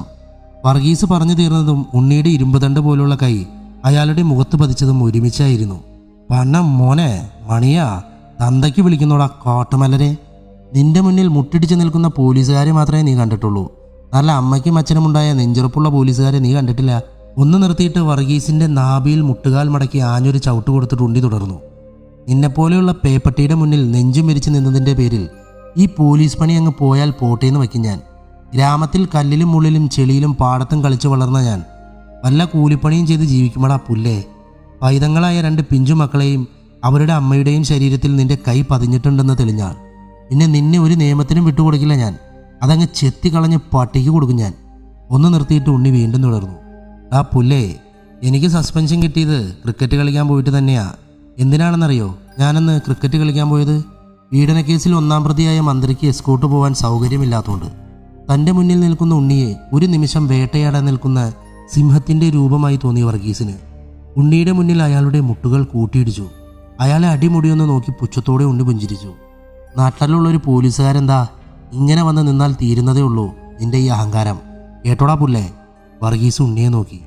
സാറേ, ഞാൻ ആ വീട്ടിൽ പോയതും അനൂപിനെ തല്ലിയതും സത്യമാണ്. ഒരുപാട് പ്രാവശ്യം പൈസ ഇന്ന് തരാം നാളെ തരാമെന്ന് പറഞ്ഞ് കളിപ്പിച്ചപ്പോൾ പെട്ടെന്ന് വന്ന ദേഷ്യത്തിന് അടിച്ചു പോയതാ സാറേ. ഒന്ന് നിർത്തിയിട്ട് ഒരു ഗ്ലാസ് വെള്ളം കുടിച്ച് അയാൾ വീണ്ടും തുടർന്നു. ഒരിക്കലും ആ കുഞ്ഞുങ്ങളെയോ അനൂപിൻ്റെ ഭാര്യയെയോ ഞാൻ ഉപദ്രവിച്ചിട്ടില്ല സാർ. അങ്ങനെ ചെയ്യുമായിരുന്നെങ്കിൽ എനിക്കത് എന്നേ ആവാമായിരുന്നു. അനൂപിൻ്റെ വീടും സ്ഥലവും സ്വന്തമാക്കാൻ നോക്കിയിരുന്നു. അല്ലാതെ ഞാൻ. ഉണ്ണി അയാളെ ഒന്ന് തറപ്പിച്ചു നോക്കി. അങ്ങനെ നീ പറയുന്നത് തൊണ്ട തൊടാതെ വിഴുങ്ങാൻ ഞാൻ നിന്റെ വീട്ടിലെ പട്ടിയല്ല. എപ്പോൾ വിളിപ്പിച്ചാലും സ്റ്റേഷനിലേക്ക് വരണം. ആ സമയത്ത് എനിക്ക് അവരെ അറിയാം ഇവരെ അറിയാമെന്നൊക്കെ പറഞ്ഞ് സ്വാധീനം കാണിക്കാൻ ശ്രമിച്ചാൽ പന്ന മോനെ കാന്താരിമുളക് കൊണ്ട് അഭിഷേകം ചെയ്യും ഞാൻ. ഉണ്ണി അവിടെ നിന്നും ഇറങ്ങി നേരെ പോയത് ക്രിക്കറ്റ് കളിക്കുന്ന പാടത്തേക്കായിരുന്നു. കൂടെ റഹീമും രാജീവുമുണ്ട്. ഉണ്ണി ജീപ്പിൽ നിന്നും ഇറങ്ങി അവിടെയുള്ള കുളത്തിൻ്റെ ചുറ്റുമതിലിരുന്നു. ചെറിയ പരൽമീനുകൾ വെള്ളത്തിൻ്റെ മുകളിൽ വന്ന് വെട്ടിക്കളിക്കുന്നുണ്ടായിരുന്നു. പാടത്ത് ഓലമടൽ കൊണ്ടുണ്ടാക്കിയ ബാറ്റ് കൊണ്ട് ചെറിയ കുട്ടികൾ ക്രിക്കറ്റ് കളിക്കുന്നത് അവൻ കുറച്ചു സമയം നോക്കിയിരുന്നു. രാജീവ് ഉണ്ണിയെ നോക്കി. എന്തു പറ്റി സാർ? ഒന്നുമില്ലടോ, ഈ കേസുമായിട്ട് വർഗീസിന് യാതൊരു ബന്ധവുമില്ല എന്ന് ഉറപ്പായി. ആശ്ചര്യത്തോടെ റഹീം ഉണ്ണിയെ നോക്കി. അതെങ്ങനെ സാർ ഇത്ര പെട്ടെന്ന് ഇങ്ങനൊരു തീരുമാനത്തിലെത്താൻ കാരണം? നമ്മൾ അയാളെ ചോദ്യം ചെയ്ത് തുടങ്ങിയിട്ടല്ലേ ഉള്ളൂ. ഉണ്ണി മതിലിൽ നിന്നും എഴുന്നേറ്റ് റഹീമിനെ നോക്കി. എൻ്റെ റഹീമേ, വർഗീസിന് പണം പണം പണം എന്ന ചിന്ത മാത്രമേ ഉള്ളൂ. ആ പിഞ്ചു കുട്ടികളെയും അമ്മയെയും മൃഗീയമായി ബലാത്സംഗം ചെയ്ത് കൊല്ലാനുള്ള ധൈര്യമൊന്നും അയാൾക്കില്ല. ഒന്ന് നിർത്തിയിട്ട് ഉണ്ണി തുടർന്നു. ഈ കേസ് അന്വേഷിച്ചു തുടങ്ങുമ്പോൾ വർഗീസിലൂടെ എന്തെങ്കിലും കച്ചിത്തുരുമ്പ് കിട്ടുമെന്ന് കരുതിയതാ. ആ പ്രതീക്ഷ അസ്തമിച്ചു. ഇനി എവിടെ നിന്നും തുടങ്ങുമെന്നും ഒരു ഐഡിയയുമില്ല. രാജീവ് ഉണ്ണിയെ നോക്കി. വർഗീസ് മാത്രമല്ലല്ലോ സാറേ അനൂപിന് പൈസ കൊടുത്തിട്ടുള്ളത്. വേറെയും ആളുകളുണ്ടല്ലോ. നമുക്ക് അവരെയൊക്കെ ഒന്ന് നന്നായി ചോദ്യം ചെയ്താൽ എന്തേലും തുമ്പ് കിട്ടില്ലേ? ഉണ്ണി റഹീമിനെയും രാജീവിനെയും മാറി മാറി നോക്കി. യെസ്, അത് തന്നെയാണ് നമ്മുടെ അടുത്ത പ്ലാൻ. ഒന്ന് നിർത്തിയിട്ട് ഉണ്ണി വീണ്ടും തുടർന്നു. അനൂപിന് ആരൊക്കെ കാശ് കടം കൊടുത്തിട്ടുണ്ട് അവരുടെയൊക്കെ ഫുൾ ഡീറ്റെയിൽസ് എടുക്കണം. ഡീറ്റെയിൽസ് എന്ന് പറഞ്ഞാൽ കോൾ ലിസ്റ്റ് വരെ. അവരുടെ മാത്രം കോൾ ലിസ്റ്റ് അല്ല, അനൂപിൻ്റെയും ഭാര്യയുടെയും വരെ എടുക്കണം. അവരാരോടൊക്കെ സംസാരിച്ചിട്ടുണ്ട് എന്ന് നമുക്കറിയണം. 3 പേരും 3 വഴിക്ക് വിവരങ്ങൾ ശേഖരിക്കാൻ ആരംഭിച്ചു. സൈബർ സെല്ലിൻ്റെ സഹായത്തോടെ എല്ലാവരുടെയും കോൾ ലിസ്റ്റുകൾ ശേഖരിച്ചു. അനൂപിന് കാശ് പലിശയ്ക്ക് കൊടുത്തിട്ടുള്ളവരിൽ ക്രിമിനൽ പശ്ചാത്തലമുള്ളവരുടെ പേരുകൾ ഉണ്ണി നോട്ട് ചെയ്തു. നമുക്ക് ആദ്യം ഇവരിൽ നിന്ന് തുടങ്ങാം. ഉണ്ണി അവരെ ഓരോരുത്തരെ വിളിപ്പിച്ച് ചോദ്യം ചെയ്യാൻ തുടങ്ങി. പക്ഷേ കാശ് പലിശയ്ക്ക് കൊടുത്തതിൻ്റെ പേരിൽ അനൂപിൻ്റെ വീട്ടിൽ പോയി ഭീഷണി മുടക്കിയതല്ലാതെ ആർക്കും കൊലപാതകവുമായി യാതൊരു ബന്ധവുമില്ലെന്ന് ഉണ്ണിക്ക് മനസ്സിലായി. ഉണ്ണി എങ്ങനെ അന്വേഷിച്ചിട്ടും കൊലപാതകവുമായി ബന്ധിപ്പിക്കുന്ന ഒന്നും കണ്ടെത്താൻ സാധിച്ചില്ല. ആകെ നിരാശയിലായി അവൻ. ഇതിനിടയിൽ മേലുദ്യോഗസ്ഥൻ കേസിൻ്റെ പുരോഗതിയെക്കുറിച്ച് ചോദിച്ചു വിളിച്ചിരുന്നു. അന്വേഷണം എങ്ങും എത്തിയില്ല എന്ന് മനസ്സിലായ മേലുദ്യോഗസ്ഥൻ ഉണ്ണിയെ ഒരുപാട് ഫയർ ചെയ്തു. എല്ലാം കൊണ്ടും വട്ടുപിടിക്കുന്ന പോലെ തോന്നി ഉണ്ണിക്ക്. അന്ന് രാത്രി പഞ്ചായത്ത് റോട്ടിലുള്ള പാറമടയുടെ മുകളിൽ പോയി ഉണ്ണി നന്നായി മദ്യപിച്ചു. കൂട്ടിന് രാജീവും റഹീമും ഉണ്ടായിരുന്നു. കേസന്വേഷണം എങ്ങും എത്താത്തതിലുള്ള നിരാശയിലായിരുന്നു ഉണ്ണിയുടെ സംസാരത്തിലുടനീളം. അപ്പോൾ അനൂപിൻ്റെ ഭാര്യയെയും കുട്ടികളെയും കൊന്നത് പലിശക്കാരൻ വർഗീസുമല്ല, മറ്റു പലിശക്കാരുമല്ല, അനൂപിന് കാശ് കൊടുത്ത ആരുമല്ല. ഉണ്ണിയുടെ നാവ് നന്നായി കുഴയുന്നുണ്ടായിരുന്നു. ബോട്ടിൽ നിന്നും ഒരു ലാർജ് കൂടി ഒഴിച്ച് വെള്ളം പോലും ചേർക്കാതെ അവൻ ഒറ്റ വലിക്ക് കുടിച്ചു. എന്നിട്ട് രാജീവിനെ നോക്കി. പിന്നെ ആരെ അവരെ കൊന്നത്? അനൂപിൻ്റെ സാമ്പത്തിക ബാധ്യതയും ഈ കൊലപാതകവും തമ്മിൽ ഒരു ബന്ധവുമില്ല. ഈ കൊലപാതകത്തിന് പിന്നിൽ മറ്റെന്തോ ഒളിഞ്ഞിരിപ്പുണ്ട്. ആശ്ചര്യത്തോടെ റഹീം ഉണ്ണിയെ നോക്കി. അതെന്തായിരിക്കും സാർ? റഹീമിൻ്റെ ചോദ്യം കേട്ടപ്പോൾ ഉണ്ണി അവനെ നോക്കി കണ്ണുരുട്ടി. അതെന്താണെന്ന് അറിയാമായിരുന്നെങ്കിൽ ഞാൻ അവരെ പോയി അറസ്റ്റ് ചെയ്യില്ലേ? രാജീവ് റഹീമിനെ നോക്കി ആക്കിയൊരു ചിരി പാസാക്കി. അവരുടെ അന്നത്തെ കലാപരിപാടികളൊക്കെ കഴിഞ്ഞപ്പോൾ സമയം ഒരുപാടായി. ഉണ്ണി തൻ്റെ ബുള്ളറ്റും എടുത്ത് റഹീമിനോടും രാജീവിനോടും യാത്ര പറഞ്ഞ് വീട്ടിലേക്ക് തിരിച്ചു. സമയം രാത്രി 2 മണി കഴിഞ്ഞിരുന്നു. അമ്മ ചേച്ചിയുടെ വീട്ടിൽ കുറച്ച് ദിവസത്തേക്ക് നിൽക്കാൻ പോയതുകൊണ്ട് തന്നെ മൂക്കുമുട്ടെ കള്ളു കുടിച്ചിട്ട് പോയാലും വഴക്ക് പറയാൻ ആരുമില്ലല്ലോ എന്ന സമാധാനത്തിലായിരുന്നു ഉണ്ണി. കൈയും കാലും കഴുകി ഉണ്ണി ബെഡിലേക്ക് വീണതും പെട്ടെന്ന് കറണ്ട് കട്ടായി. ഓപ്പിലെ കറണ്ട്. മനസ്സിൽ പിറുപിറുത്തുകൊണ്ട് ഉണ്ണി തിരിഞ്ഞും മറിഞ്ഞും കിടന്നു. ചൂടുകാലമായതുകൊണ്ട് തന്നെ അവൻ നന്നായി വിയർത്തു. എത്ര തിരിഞ്ഞു മറിഞ്ഞു കിടന്നിട്ടും ഉറക്കം കിട്ടിയില്ല അവന്. അപ്പോഴാണ് ഇരുട്ടുകൊണ്ട് മൂടിയ മുറിയിൽ തൻ്റെ തൊട്ടടുത്ത് ആരോ നിൽക്കുന്നത് പോലെ ഉണ്ണിക്ക് തോന്നിയത്. ആരാ? ഉണ്ണി ബെഡിൽ നിന്നും ചാടി എഴുന്നേറ്റ് തൻ്റെ മൊബൈൽ ക്യാമറയിലെ ഫ്ലാഷ് ലൈറ്റ് ഓണാക്കി. എന്നിട്ട് മുറിയിൽ മൊത്തം തിരഞ്ഞു. പക്ഷെ ആരെയും കണ്ടില്ല. തനിക്ക് തോന്നിയതാവുമെന്ന് കരുതി ഉണ്ണി വീണ്ടും കിടക്കാൻ കിടന്നു. അടിച്ചു പൂസായാൽ ഇങ്ങനെയല്ലാതെ പലതും തോന്നും എന്ന് മനസ്സിലോർത്ത് ഉണ്ണി കിടന്നു. പെട്ടെന്നാണ് വീടിൻ്റെ ഗേറ്റ് തുറന്ന് ആരോ ഓടുന്ന ശബ്ദം ഉണ്ണിയുടെ കാതിൽ മുഴങ്ങിയത്. ഉടൻ ഉണ്ണി വാതിൽ തുറന്ന് പുറത്തിറങ്ങി നോക്കി. ഗേറ്റ് തുറന്നു കിടക്കുന്നുണ്ട്. അവൻ വീടിന് ചുറ്റിലും തിരഞ്ഞു. പക്ഷെ ആരെയും കണ്ടില്ല. കുറച്ചു സമയത്തിന് ശേഷം വീട്ടിൽ കയറി കിടക്കാൻ നേരം ഉണ്ണിക്ക് പക്ഷെ ഉറക്കം വന്നില്ല. തന്നെ ചുറ്റിപ്പറ്റി എന്തൊക്കെയോ സംഭവിക്കുന്നുണ്ടെന്ന് ഉണ്ണിയുടെ മനസ്സ് പറഞ്ഞു. ഇരുട്ട് നിറഞ്ഞ മുറിയിൽ ഉണ്ണി ആകെ അസ്വസ്ഥനായിരുന്നു. പെട്ടെന്നാണ് ഉണ്ണിയുടെ മുഖത്തേക്ക് എന്തോ ഒന്ന് ഇറ്റിയത്. അവനത് കയ്യിലാക്കി നോക്കാൻ ശ്രമിച്ചു. പക്ഷേ കറണ്ടില്ലാത്തത് കൊണ്ട് ഒന്നും കാണാൻ പറ്റിയില്ല. വീണ്ടും ഇറ്റാൻ തുടങ്ങിയപ്പോൾ മൊബൈൽ എടുക്കാൻ അവൻ ശ്രമിച്ചതും കറണ്ട് വന്നതും ഒരുമിച്ചായിരുന്നു. മുറിയിൽ വെളിച്ചം വന്നപ്പോൾ കട്ടിലിൽ കിടക്കുന്ന ഉണ്ണി കണ്ട കാഴ്ച തൻ്റെ നേരെ മുകളിലെ ഹുക്കിൽ അനൂപിൻ്റെ വെട്ടിമുറിക്കപ്പെട്ട മൃതശരീരം കിടന്ന് ആടുന്നതായിരുന്നു. കട്ടിലിൽ നിന്നും ചാടി എഴുന്നേറ്റ ഉണ്ണി കുറച്ചു സമയം എന്താ ചെയ്യേണ്ടതെന്നറിയാതെ അമ്പരന്ന് നിന്നു. അവൻ കുടിച്ച മദ്യത്തിൻ്റെ ലഹരിയെല്ലാം ചോർന്നിറങ്ങി. മൃഗീയമായ രീതിയിലായിരുന്നു അനൂപിനെ കൊന്നു കെട്ടിത്തൂക്കിയിരുന്നത്. ഉണ്ണി ഫോണെടുത്ത് റഹീമിനെയും രാജീവിനെയും മാറി മാറി വിളിച്ചു. പക്ഷേ അവർ ഫോണെടുത്തില്ല. മദ്യലഹരിയിൽ 2 പേരും ബോധമില്ലാതെ കിടന്നുറങ്ങിയിരുന്നു. ഉണ്ണി തൻ്റെ കാറെടുത്ത് രാജീവിൻ്റെയും റഹീമിൻ്റെയും വീട്ടിൽ പോയി അവരെ വിളിച്ചുണർത്തി കാര്യങ്ങൾ പറഞ്ഞു. 3 പേരും ഉടൻ ഉണ്ണിയുടെ വീട്ടിലേക്ക് തിരിച്ചു. വീട്ടിലെത്തിയ ഉടൻ ഉണ്ണി മേലുദ്യോഗസ്ഥനെ വിവരം അറിയിച്ചു. ഉണ്ണിയും റഹീമും രാജീവും കൂടി തൂങ്ങിക്കിടക്കുന്ന അനൂപിൻ്റെ ബോഡി ഒരു വിധത്തിൽ താഴെ ഇറക്കി തറയിൽ കിടത്തി. അപ്പോഴേക്കും ഉണ്ണിയുടെ വീടിന് ചുറ്റും മാധ്യമപ്രവർത്തകർ നിറഞ്ഞിരുന്നു. മാധ്യമപ്രവർത്തകരുടെ ക്യാമറ ഉണ്ണിയെ മാത്രം ഫോക്കസ് ചെയ്തു. പിറ്റേ ദിവസം പത്രങ്ങളിലും വാർത്താമാധ്യമങ്ങളിലും അനൂപിൻ്റെ കൊലപാതകം വൻ ചർച്ചയായി. കൊലപാതകത്തിന് പിറകിൽ SI ഉണ്ണിയോ? ഇങ്ങനെയായിരുന്നു പല മാധ്യമങ്ങളുടെയും തലക്കെട്ട്. കൊലപാതകത്തിൽ ഉണ്ണിക്ക് പങ്കുണ്ടെന്ന രീതിയിലുള്ള പല ചാനൽ ചർച്ചകളും നടന്നിരുന്നു. ഉണ്ണിയെ മേലുദ്യോഗസ്ഥൻ ഓഫീസിലേക്ക് വിളിപ്പിച്ചു. നല്ല ദേഷ്യത്തിലായിരുന്നു അദ്ദേഹം. ഉണ്ണി, തന്നേക്ക് കേസ് അന്വേഷിക്കാൻ ഏൽപ്പിച്ച എന്നെ വേണം തല്ലാൻ. ഉണ്ണി ഒന്നും മിണ്ടിയില്ല. അയാൾ ഉണ്ണിയെ അടിമുടിയൊന്ന് നോക്കി. താനിങ്ങനെ കുന്തം വിഴുങ്ങിയ പോലെ നിൽക്കാതെ എന്തെങ്കിലുമൊക്കെ ഒന്ന് പറയടോ. ഒന്ന് നിർത്തിയിട്ട് അയാൾ തുടർന്നു. കോടതി വിധി പറഞ്ഞ കേസാണ് താൻ ഈ സേതുരാമയ്യർ കളിച്ച് കുത്തിപ്പൊക്കിയത്. എന്നിട്ടോ മര്യാദക്ക് ജയിലിൽ ഉണ്ടയും കഴിച്ച് സുഖമായി ജീവിക്കേണ്ടിയിരുന്ന അനൂപിനെ കൊലയ്ക്കും കൊടുത്തു. സത്യത്തിൽ താൻ എന്ത് കോപ്പിനാണോ അനൂപിനെ ജയിലിൽ നിന്നും മോചിപ്പിച്ചത്? ഉണ്ണി കുറച്ചു സമയത്തെ മൗനത്തിന് ശേഷം മേലുദ്യോഗസ്ഥനെ നോക്കി. എനിക്കൊരു 10 ദിവസം കൂടെ സമയം തരണം സാർ. 10 ദിവസത്തിൻ്റെ ഉള്ളിൽ യഥാർത്ഥ പ്രതിയെ പിടികൂടാൻ സാധിച്ചില്ലെങ്കിൽ ഞാൻ സ്വമേധയാ ജോലി രാജിവെച്ച് ഈ കാക്കി ഊരിവെക്കും സാർ. ഒന്ന് നിർത്തിയിട്ട് ഉണ്ണി അയാളുടെ കണ്ണിലേക്ക് നോക്കി. ഇതിൽ കൂടുതൽ എനിക്കൊന്നും പറയാനില്ല സാർ. അയാൾ ഉണ്ണിയുടെ തോളിൽ കൈവച്ചു. എനിക്കറിയാടോ തൻ്റെ ഇപ്പോഴത്തെ മാനസികാവസ്ഥ. എൻ്റെ മുകളിലിരിക്കുന്നവരുടെ കയ്യോ കാലോ പിടിച്ച് ഒരു 10 ദിവസം കൂടെ ഞാൻ സമയം മേടിച്ചു തരാം. ആ 10 ദിവസത്തിൻ്റെ ഉള്ളിൽ നിനക്കൊന്നും ചെയ്യാൻ പറ്റിയില്ലെങ്കിൽ എൻ്റെ ജോലി വരെ മുൾമുനയിൽ വരും. ഇപ്പോഴേ മാധ്യമങ്ങളെല്ലാം നിനക്കെതിരാണ്. ഉണ്ണി മേലുദ്യോഗസ്ഥൻ്റെ കൈകൾ ചേർത്ത് പിടിച്ചു. സാറിന് എന്നെ വിശ്വസിക്കാം. ഇതും പറഞ്ഞ് ഉണ്ണി ഓഫീസിൽ നിന്നും പുറത്തിറങ്ങി. ഓഫീസിന് പുറത്ത് ക്യാമറയും ഓണാക്കി മെയ്ക്കും ചൂണ്ടി മാധ്യമപ്രവർത്തകർ ഉണ്ണിയെ കാത്തു നിൽക്കുന്നുണ്ടായിരുന്നു. ഉണ്ണിയെ കണ്ടതും അവർ ചോദ്യങ്ങൾ അമ്പ് പോലെ വിട്ടു. മിസ്റ്റർ ഉണ്ണി, ഈ കേസ് ഒരിക്കലും തെളിയിക്കാൻ പറ്റില്ല എന്ന് മനസ്സിലാക്കിയത് കൊണ്ടാണോ നിങ്ങൾ അനൂപിനെ മൃഗീയമായി കൊല ചെയ്തത്, സ്വന്തം മുറിയിൽ എന്നിട്ട് കെട്ടിത്തൂക്കിയത്? ആ ചോദ്യം ചോദിച്ച മാധ്യമപ്രവർത്തകനെ പുച്ഛത്തോടെ ഒന്ന് നോക്കിയിട്ട് ഉണ്ണി മുന്നോട്ട് നടന്നു. പക്ഷേ ഉണ്ണിയെ വിടാൻ അവർക്ക് ഉദ്ദേശമില്ലായിരുന്നു. 4 വാർഡിൽ നിന്നും ചോദ്യങ്ങൾ വന്നുകൊണ്ടേയിരിക്കുന്നു. പക്ഷെ അതൊന്നും കാതോർക്കാതെ എല്ലാ ചോദ്യത്തിൽ നിന്നും ഒഴിഞ്ഞുമാറി ഉണ്ണി തൻ്റെ കാറിനെ ലക്ഷ്യം വെച്ച് വേഗത്തിൽ നടന്നു. തൻ്റെ കാറിൻ്റെ ഡോറ് തുറന്ന് കയറാൻ നേരമാണ് മഞ്ഞക്കുളിരെന്ന ചാനലിൻ്റെ മാധ്യമപ്രവർത്തകൻ ഉണ്ണിയെ നോക്കി ആ ചോദ്യം തൊടുത്തുവിട്ടത്. അല്ല, ഇനി താങ്കൾക്ക് അനൂപിൻ്റെ ഭാര്യയുമായി വല്ല അവിഹിതവും ഉണ്ടായിരുന്നോ? ആ ചോദ്യം ഉണ്ണിയുടെ കാതിൽ പതിച്ചതും കാറിൽ നിന്നും ചാടിയിറങ്ങി അയാളുടെ കഴുത്തിൽ പിടിച്ച് ചെവിക്കല്ല് നോക്കി തല്ലിയതും ഒരുമിച്ചായിരുന്നു. ഉണ്ണി എല്ലാ മാധ്യമപ്രവർത്തകരെയും ഒന്ന് നോക്കി. പട്ടിണിപ്പാവങ്ങളായ പെണ്ണിനെ കാട്ടുകള്ളന്മാരായ രാഷ്ട്രീയക്കാർ നടുറോട്ടിലിട്ട് പിച്ചി ചീന്തി കൊല്ലുന്നത് നിനക്കൊന്നും വാർത്തയല്ല. ഒരു പാവം പെണ്ണിനെ ട്രെയിനിൽ വെച്ച് മൃഗീയമായി ബലാത്സംഗം ചെയ്ത് കൊന്ന് പേ പിടിച്ച നായയുടെ മനസ്സുള്ളവൻ ജയിലിലെ ഫുഡ് മടിച്ച് തടിച്ചു കൊഴുത്ത് പുറത്തേക്ക് ഇറങ്ങിയതും നിനക്കൊന്നും വാർത്തയല്ല. ഒരു പാവം സിസ്റ്റർ കൊല്ലപ്പെട്ടിട്ട് 10-25 വർഷമായി. ഈ നിമിഷം വരെ പ്രതിയെ കണ്ടെത്തിയില്ല. അതും നിനക്കൊന്നും വാർത്തയല്ല. ഇനി അതൊക്കെ വാർത്തയാക്കിയാൽ കൂടിപ്പോയാൽ 1-2 ദിവസം അന്തിച്ചർച്ച നടത്തും. നിന്നെപ്പോലെയുള്ള മഞ്ഞകളും ഒരു പണിയുമില്ലാത്ത കുറേ മലരന്മാരും കൂടി ചാനലിൻ്റെ റേറ്റിംഗ് കൂട്ടാൻ വേണ്ടി അവീതമുണ്ടാക്കാൻ നടക്കണം പണ. ഇതും പറഞ്ഞ് കാറിൽ കയറാൻ ഒരുങ്ങിയ ഉണ്ണിയെ നോക്കി മഞ്ഞക്കുളിരിൻ്റെ മാധ്യമപ്രവർത്തകൻ കണ്ണുരുട്ടി. പോലീസുകാരാ, മാധ്യമപ്രവർത്തകരോടാ നിന്റെ കളി. നിനക്കുള്ള പണി വഴിയെ വരുന്നുണ്ട്, കരുതിയിരുന്നോ? ഉണ്ണി അയാളെ ഒന്ന് നോക്കി തൻ്റെ കയ്യിലെ രോമം പറിച്ച് എന്തോ പറയാനൊരുങ്ങിയപ്പോൾ കാറിലെ സ്റ്റീരിയോയിൽ നിന്നും മലരെ നിന്നെ കാണാതിരുന്നാൽ എന്ന ഗാനം മുഴങ്ങി.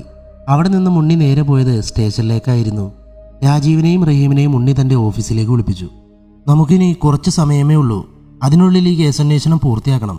പ്രതിയെ പിടിക്കാൻ നമ്മൾ ഏതറ്റം വരെയും പോകാൻ തയ്യാറാവണം. റഹീം സംശയത്തോടെ ഉണ്ണിയെ നോക്കി.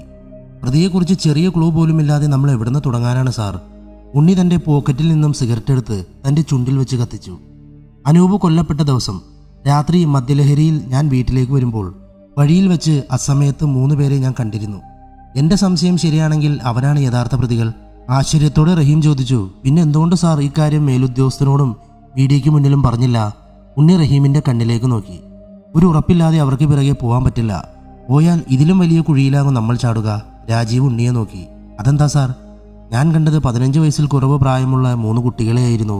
റഹീമിൻ്റെയും രാജീവിൻ്റെയും മുഖത്ത് ആശ്ചര്യം. അത്രയും ചെറിയ കുട്ടികൾ എങ്ങനെയാണ് സാർ ഇങ്ങനൊരു കൊലപാതകം നടത്തുക?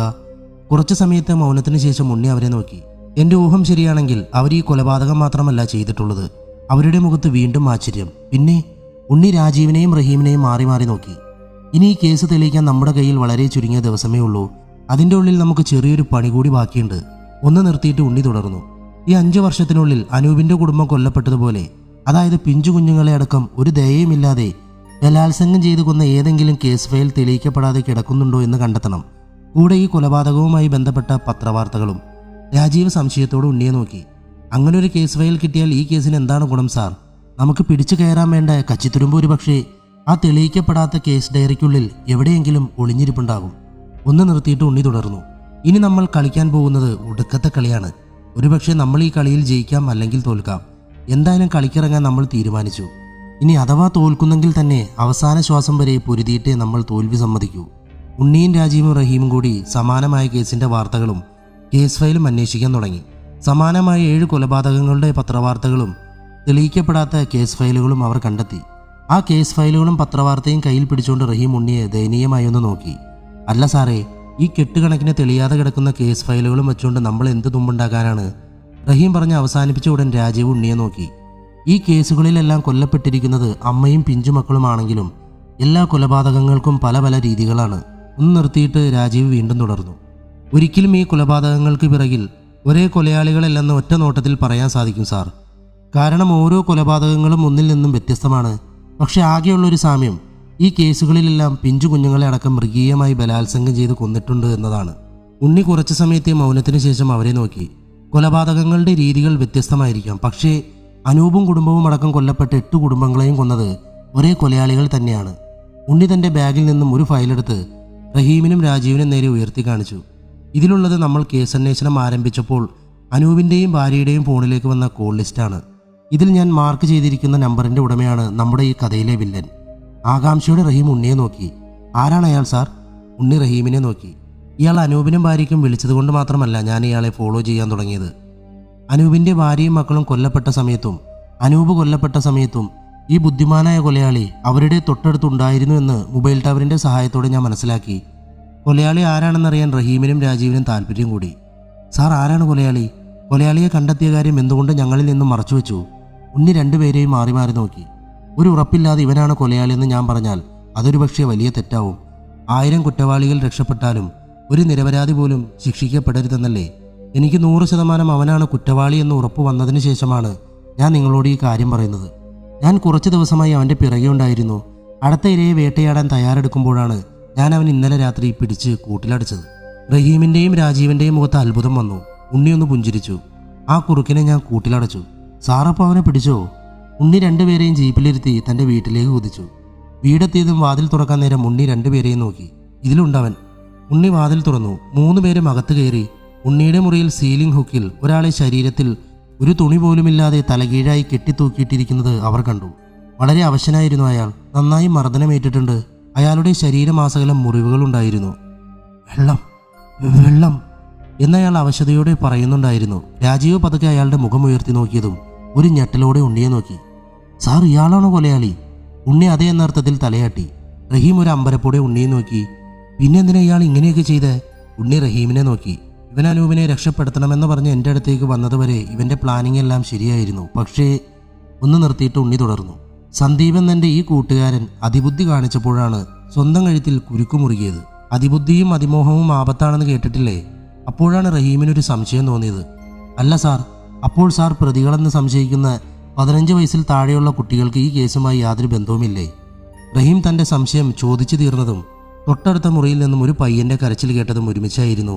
റഹീം ആ മുറിയുടെ വാതിൽ തുറന്നു നോക്കിയപ്പോൾ സന്ദീപിനെ കെട്ടിത്തൂക്കിയിരിക്കുന്ന പോലെ മർദ്ദിച്ച് അവശരാക്കി 3 പയ്യന്മാരെയും പൂർണ്ണ നഗ്നരാക്കി കെട്ടിത്തൂക്കിയിട്ടിരിക്കുന്നു. റഹീം ഉണ്ണിയെ നോക്കി. സാർ, എനിക്കൊന്നും മനസ്സിലാകുന്നില്ല. സന്ദീപും ഈ പയ്യന്മാരും തമ്മിൽ എന്താണ് ബന്ധം? ഉണ്ണി റഹീമിനെ നോക്കി. ഇന്നത്തെ കാലത്ത് പെൺകുട്ടികളെക്കാൾ സൂക്ഷിച്ചു വളർത്തേണ്ടത് ആൺകുട്ടികളെയാണ്. സ്വന്തം മകന് 15 വയസ്സിനോടടുക്കുമ്പോൾ അവനൊരു ആൺകുട്ടിയല്ലേ? അവൻ എവിടെ വേണമെങ്കിലും പോയിക്കോട്ടെ, ആരുമായി വേണമെങ്കിലും കൂട്ടുകൂടിക്കോട്ടെ. ആണുങ്ങളായാൽ ഇത്തിരി കുസൃതിയൊക്കെ കാണിക്കില്ല എന്ന് പറഞ്ഞ് മക്കളെ കയറൂരി വിടുന്ന മാതാപിതാക്കൾ അറിയണം. സന്ദീപിനെ പോലുള്ള വേട്ടപ്പട്ടികളുടെ കഥ ഇതൊരു കെട്ടുകഥയല്ല, നമ്മുടെ സമൂഹത്തിൽ നടക്കുന്ന സത്യങ്ങളാണ്. രാജീവും റഹീമും അമ്പരപ്പോടെ ഉണ്ണിയെ നോക്കി. സാർ, ഈ പയ്യന്മാർക്ക് എന്താണ് ഇതിൽ പങ്ക്? ഉണ്ണി അവരെ നോക്കി. ഈ കൊലപാതകത്തിന് പിന്നിൽ സന്ദീപിൻ്റെ കൈകളുണ്ടോ എന്ന് ഞാൻ സംശയിച്ചു തുടങ്ങിയത് മുതൽ ഞാൻ രഹസ്യമായി അവനെ ഫോളോ ചെയ്യുന്നുണ്ടായിരുന്നു. അവൻ്റെ ഓരോ നീക്കങ്ങളും ഞാൻ വീക്ഷിച്ചു. അങ്ങനെ ഇരിക്കും ഒരു ദിവസം ഞാനും എൻ്റെ കൂട്ടുകാരും ബസ് സ്റ്റോപ്പിനോട് ചേർന്ന് ആളൊഴിഞ്ഞൊരു പോക്കറ്റ് റോഡിൽ നിന്ന് കുശലം പറഞ്ഞുകൊണ്ടിരിക്കുമ്പോഴാണ് ആ കാഴ്ച എൻ്റെ ശ്രദ്ധയിൽപ്പെട്ടത്.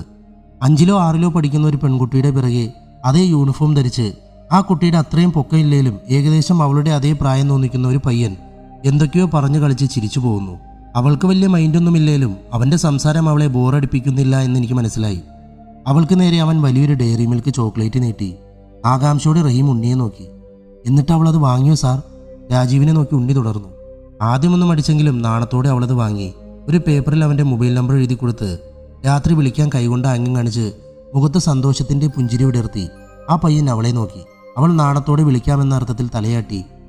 ഉണ്ണി ടേബിളിൽ നിന്നും ഒരു ബോട്ടിൽ വെള്ളമെടുത്ത് കുടിച്ചു. എന്നിട്ട് റഹീമിനെ നോക്കി. പെൺകുട്ടി വേഗത്തിൽ നടന്നു നീങ്ങി. പയ്യൻ ഒരു കള്ളച്ചിരിയോടെ തലയാട്ടി ഞങ്ങളെ നോക്കി കണ്ണിറുക്കി പുഞ്ചിരിച്ചു.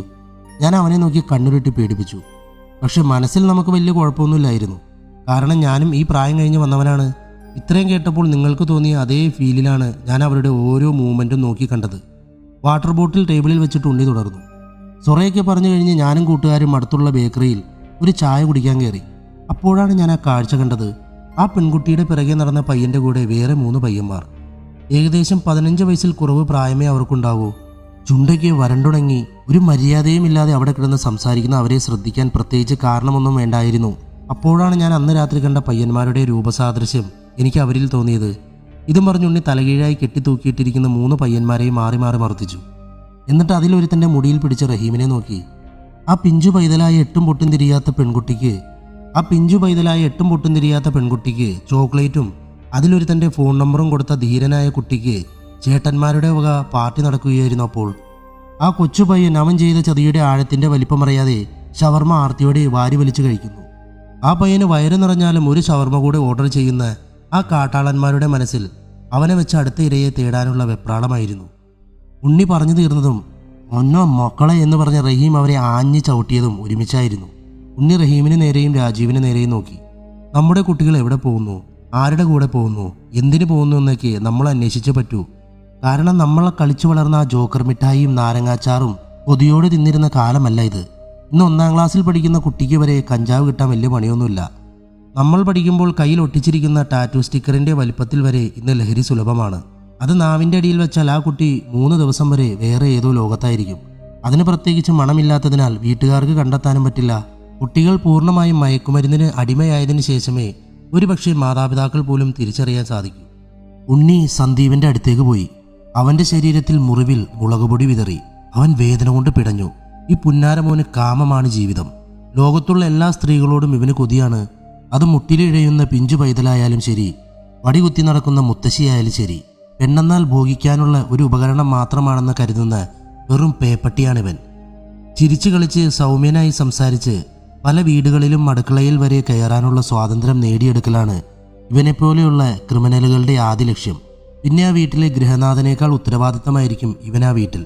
സ്വന്തം ഭാര്യ കാലിലെ എല്ലൊടിഞ്ഞു കിടന്നാൽ ഈ പട്ടിയൊന്നും തിരിഞ്ഞുപോലും നോക്കില്ല. പക്ഷെ ആരാൻ്റെ ഭാര്യയുടെ കണ്ണിൽ കരട് പോയാൽ അത് തോണ്ടിയെടുക്കാൻ ലോണെടുത്ത് JCB വരെ കൊണ്ടുവരും ഇവനെപ്പോലുള്ളവർ. രാജീവ് ഒരു സംശയം പ്രകടിപ്പിച്ചു. അപ്പോൾ ഇവൻ എന്തിനാണ് അനൂപിനെ ജയിലിൽ നിന്ന് മോചിപ്പിക്കാൻ സാറിനെ സമീപിച്ചത്? അനൂപിനെ കൊല്ലണമെന്ന ഉദ്ദേശത്തിലല്ല ഇവൻ പുറത്തിറങ്ങിയത്. അനൂപിനെ വെച്ച് അടുത്ത ഇരയെ പിടിക്കാനായിരുന്നു ഇവൻ്റെ പ്ലാൻ. ആരായിരുന്നു സാർ ആ ഇര? ഉണ്ണി റഹീമിനെ നോക്കി. അനൂപിൻ്റെ അനിയത്തിയും കുട്ടികളും അവരായിരുന്നു അവൻ്റെ അടുത്ത ടാർഗറ്റ്. അനൂപിനെ ജയിൽ മോചിതനാക്കിയാൽ ഇവൻ ആ വീട്ടുകാരുടെ ഇടയിൽ ഒരു ഹീറോ ഇമേജ് വരും. അതിനുവേണ്ടി മാത്രമാണ് ഇവൻ അനൂപിനെ ഇറക്കിയത്. പക്ഷെ അപ്പോഴേക്കും അനൂപ് സന്ദീപ് എന്ന വേട്ടമൃഗത്തിൻ്റെ യഥാർത്ഥ മുഖം തിരിച്ചറിഞ്ഞിരുന്നു. തന്നിലെ മൃഗത്തെ അനൂപ് തിരിച്ചറിഞ്ഞ നിമിഷം ഇവൻ അവനെ കൊലപ്പെടുത്തി. ഒന്ന് നിർത്തിയിട്ട് ഉണ്ണി തുടർന്നു. പാടത്തും പറമ്പിലും കൂട്ടുകാരോടൊത്ത് ക്രിക്കറ്റ് കളിച്ച് നടന്നിരുന്ന ഞാൻ ഈ കേസ് അന്വേഷിച്ചാൽ ഒരിക്കലും ഇവനിലേക്ക് എത്തില്ല എന്ന ഓവർ കോൺഫിഡൻസാണ് ഇതാ ഇപ്പോൾ ഇങ്ങനെ തലകീഴായി കിടക്കേണ്ടി വന്നത്. രാജീവ് ഉണ്ണിയെ നോക്കി. ഇവരുടെ അറസ്റ്റ് രേഖപ്പെടുത്തി കോടതിയിൽ ഹാജരാക്കേണ്ട സാർ. ഉണ്ണിയുടെ മുഖത്ത് പുച്ഛം നിറഞ്ഞു. എന്തിന്? ചിക്കൻ ബിരിയാണി കഴിച്ച് ശരീരം പുഷ്ടിപ്പിക്കാനോ? അതോ സന്ദീപിനെ പോലെയുള്ള പേപ്പട്ടിക്ക് പിഞ്ചു കുഞ്ഞുങ്ങളെ വരെ പിച്ചു ചീന്താൻ ഇട്ടുകൊടുത്ത് ഈ 3 നായ്ക്കൾക്കും പ്രായപൂർത്തിയായിട്ടില്ല എന്ന് പറഞ്ഞ് ഉപദേശിച്ച് വീട്ടിലേക്ക് തിരിച്ചയക്കാനോ? പിന്നെ ഉണ്ണിയുടെ മുഖം ചുവന്നു വിറച്ചു. ഒരു നിയമത്തിനും ഇവരെ ഞാൻ വിട്ടുകൊടുക്കില്ല. ഇതും പറഞ്ഞ് ഉണ്ണി സന്ദീപിൻ്റെ മുഖം പിടിച്ചുയർത്തി. നീ കാരണം കൊല്ലപ്പെട്ട 8 കുടുംബങ്ങൾക്കും വേണ്ടി, നിന്റെ കയ്യിൽ നിന്നും ഭാഗ്യത്തിന് രക്ഷപ്പെട്ട ഒരുപാട് കുടുംബങ്ങൾക്കും വേണ്ടി ഞാൻ നിന്റെ കാമം അടിഞ്ഞുകൂടിയ നാറിപ്പുഴുത്ത് അതങ്ങ് എടുക്കാണ്. പറഞ്ഞു തീർന്നതും അവൻ്റെ ജനനേന്ദ്രിയം ഉണ്ണി അറുത്തെടുത്തതും ഒരുമിച്ചായിരുന്നു. ഇവൻ്റെ ജീവിതം മുഴുവനും കാമത്തിനു വേണ്ടിയായിരുന്നു. ആ കാമക്കൊഴുപ്പിലൂടെയുള്ള ചോര വാർന്നു തന്നെ ഈ പേപ്പട്ടി ചാവട്ടെ. ആ മുറിയിൽ നിന്നും ഇറങ്ങാൻ നേരം പിടഞ്ഞു നിലവിളിക്കുന്ന സന്ദീപിനെ ഉണ്ണി ഒന്ന് തിരിഞ്ഞു നോക്കി. സ്നേഹം കൊണ്ടല്ലാതെ ശരീരം കൊണ്ട് മാത്രം ഒരു പെണ്ണിനെ കീഴ്പ്പെടുത്തുന്നത് ശവത്തെ ഭോഗിക്കുന്നതിന് തുല്യമാണ്. രാജീവ് ആ പയ്യന്മാരെ ചൂണ്ടിക്കാണിച്ച് ഉണ്ണിയെ നോക്കി. ഇവരെ എന്ത് ചെയ്യാനാ പ്ലാൻ? 3 എണ്ണത്തിൻ്റെയും കൈയും കാലും വെട്ടിയെടുത്ത് ഏതെങ്കിലും മാലിന്യ കൂമ്പാരത്തിൽ നിക്ഷേപിക്കുക. ചാവാതെ നോക്കണം. കുറച്ച് ദിവസം കഴിയുമ്പോൾ അവരുടെ വീട്ടുകാരെ ഏൽപ്പിക്കാം. ഇനിയുള്ള കാലം മക്കളെ ഇങ്ങനെ വളർത്തിയതിന് അവരുടെ മലവും മൂത്രവും എടുത്ത് പ്രായച്ചിത്തം ചെയ്തിട്ട് അവരുടെ മാതാപിതാക്കൾ. റഹീമിന് ചെറിയൊരു സംശയം. അല്ല സാർ, പ്രതികളെ കണ്ടെത്താൻ സാധിച്ചില്ലെങ്കിൽ സാറിന് സസ്പെൻഷൻ കിട്ടില്ലേ? ഉണ്ണി പൊട്ടിച്ചിരിച്ചു. ഓ പിന്നെ, ഞാനതങ്ങ് ഒരു വെക്കേഷൻ മൂഡിൽ ആഘോഷിക്കും. നമ്മുടെ പാടത്തും പറമ്പിലൊക്കെ ക്രിക്കറ്റ് കളിച്ച് ഞാനതങ്ങ് ആഘോഷിക്കും. കഥ അവസാനിച്ചിരിക്കുന്നു. എങ്ങനെയുണ്ട്? ഇഷ്ടപ്പെട്ടെന്ന് കരുതുന്നു. എന്തായാലും വേഗം തന്നെ പുതിയ കഥയുമായി വീണ്ടും കാണാം. Thank you so much. Love you. By.